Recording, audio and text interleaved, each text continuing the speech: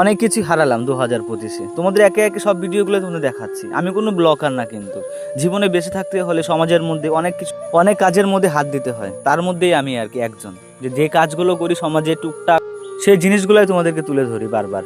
আজকে যা শেষ যাত্রায় কাজ দিচ্ছি সে ছিল বড় মা, আমাদের বাড়ির পাশেই একজন আর কি। তাই আমি কোনো ব্লগার না, আমি সমাজে বেঁচে থাকতে হলে নিজের কাজ থেকে শুরু করে যা ঘটে আর কি আমার সাথে, আমি সেগুলো জিনিসই বারবার তুলে ধরি তোমাদের মধ্যে। দেখো, এবার কথা হচ্ছে অনেকেরই কিন্তু আমার ভিডিও কিন্তু ভালো নাও লাগতে পারে। তো একটা জিনিস কিন্তু তোমাদের মানতে হবে, সেটা হচ্ছে পৃথিবী কিন্তু পরিবর্তনশীল।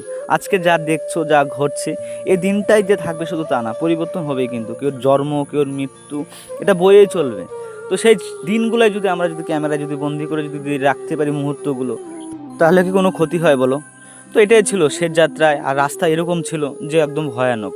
এরকম করে কিছু কিছু সময় আসে আর কি সমাজের, যারা এই কাজগুলো করে সত্যিই খুব কষ্টের মধ্যে দিয়ে করতে হয়, কারণ এটা করতেই হবে আর কি, এরকম একটা কাজ আর কি। তো এটা হচ্ছে আমাদের, তোমরা বুঝতেই পারছো, আমি আর সেরকম করে কিছু বললাম না আর কি।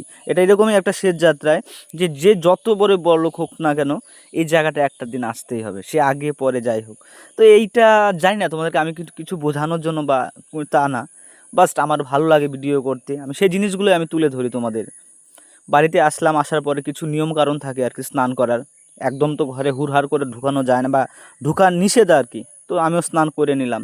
অগ্নি পরিক্রমা করতে হয় আমাদের মধ্যে 3 বার। তো তোমাদের মধ্যে কে কে এই নিয়মগুলো পালো বা এখনও করো আর কি, কোন কোন সমাজে জানি না। তো আমাদের এদিকে এগুলো করে আর কি। তো ভিডিওটা কেমন লেগেছে অবশ্যই জানাবে। আমি বাস